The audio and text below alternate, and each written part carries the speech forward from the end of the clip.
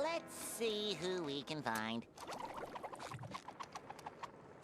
Captain, there's a guy we can scare.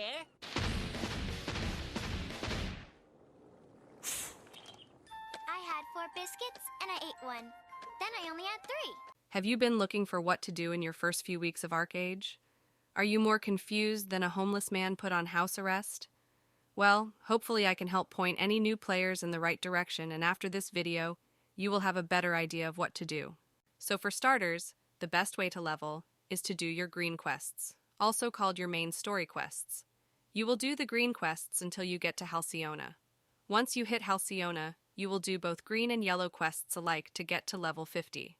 Once you get to level 30 to 50, depending on how fast your leveling goes, you should at least try to do arenas every day to start getting honor. The honor you get now helps you when gemming and gearing later in the game, and you should focus on saving it. Also know that it does not matter if you win or lose, as you will still get honor either way. Although you obviously will get more honor if you win.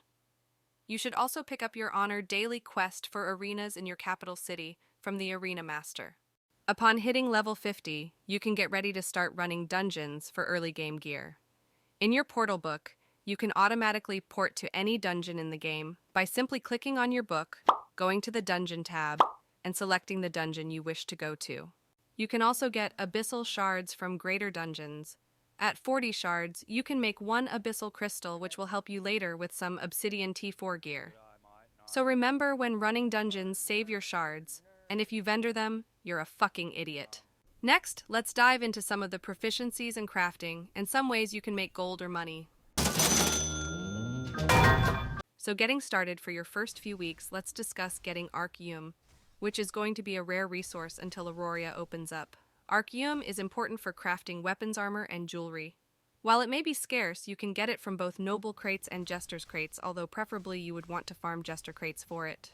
2 zones that will be good for crate farming to get you started is the Hasla zone, located on the east side of the map, and on the west side, you also have Carcassa Ridgelands. Almost all the mobs in these zones have a chance to drop crates, so it's up to you to find a good farming spot. In Archeage, making and earning gold is probably one of the most important things in the game, because gold equals progression, so my advice is to find a main proficiency and stick with it.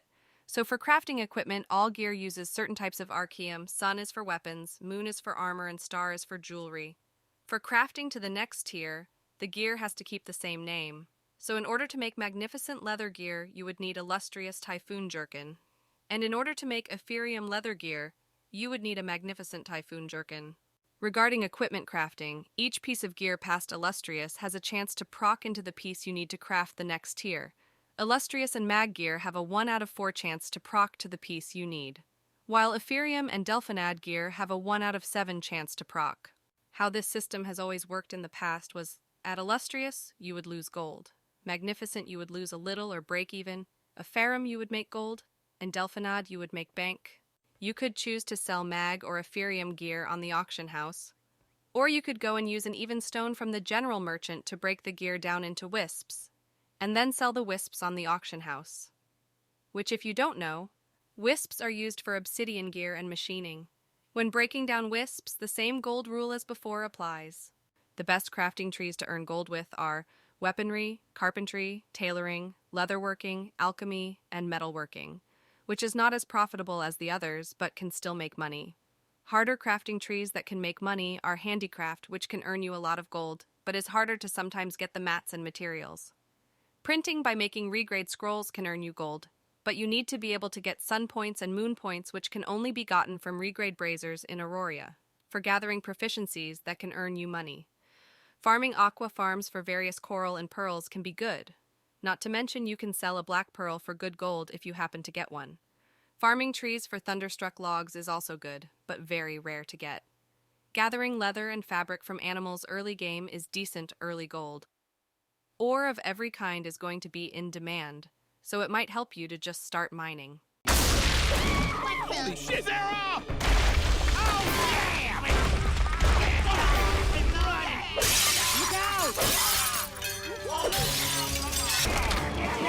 Slow him down! Oh my god!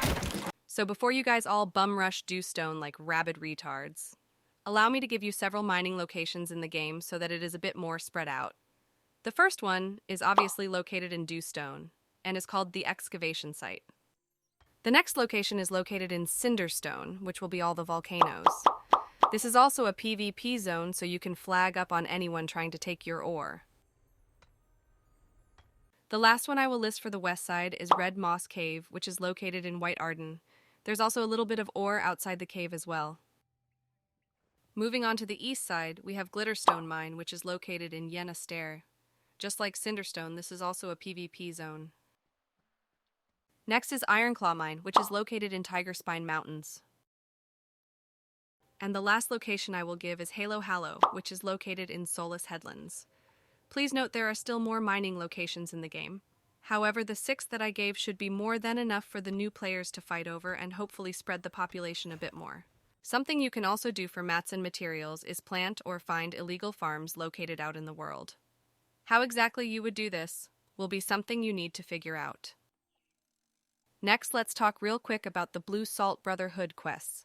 For the east side, you will get your first quest chain in Tiger Spine Mountain located here. For the west side, you will start your quest line in Liliot Hills, located here. It's important to do your Blue Salt quests in order to get your 16x16 farm and your 8x8 farm. Note that you won't be able to place your farms for the first 48 hours of launch, as there will be a landlock. The quests are pretty simple and easy and should not need a step-by-step guide. The next thing we will talk about is fishing, which sports fishing is some of the best gold to be made in the game. Before we start sports fishing, we must at least do bait fishing to catch certain types of fish to turn into chop chum. Here are the types of fish and what type of chum they need. In order to catch small fish to turn into chopped fish, you need bait worms, which can be farmed from the vocation store, as mentioned in my other video. Each fish can be caught in certain regions. The only fish I will mention being different for now is that sardines for the first 2 weeks will be Carcassa and Tiger Spine as saltwater fish, while mackerel is in Liliut Hills and in Silent Forest as freshwater fish. When Aurora opens back up, these sardines and mackerel will only be obtained there. So getting started into sports fishing, you obviously need a fishing boat. You or a friend will then need to use the fish finder, which is behind your steering wheel on your fishing boat. When a school of fish is near, it will show up on your map and you can easily mark it and drive to it. When you roll up to a spot, you can hover your mouse over the school of fish where the seagulls are floating above and see what type they are. Since these are bluefin tuna, I want to use chopped sardines. I now can buy off my boat a lure, and now I'm able to sports fish. Keep in mind it costs 1 lure per fish you catch. When I catch a fish, I just follow the prompts and use the skill icon it tells me to use. When a fish finally catches your line, the only thing you need to focus on is following the prompts below the lifeline of the fish.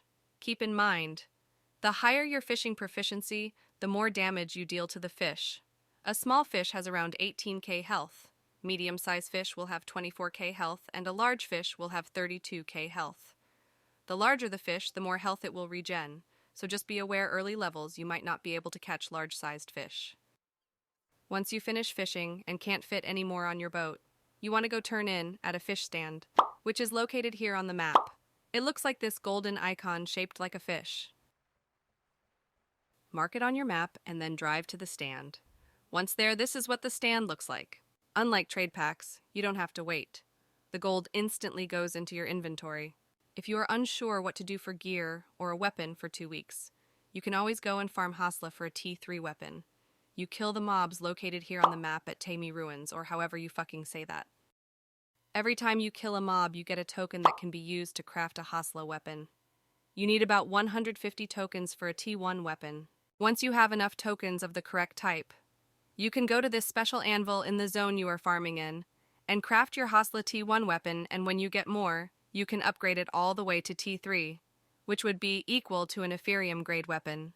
That is everything you need to know for this video. Any questions, feel free to leave a comment in the comment section. I am LexiCat and thanks for watching.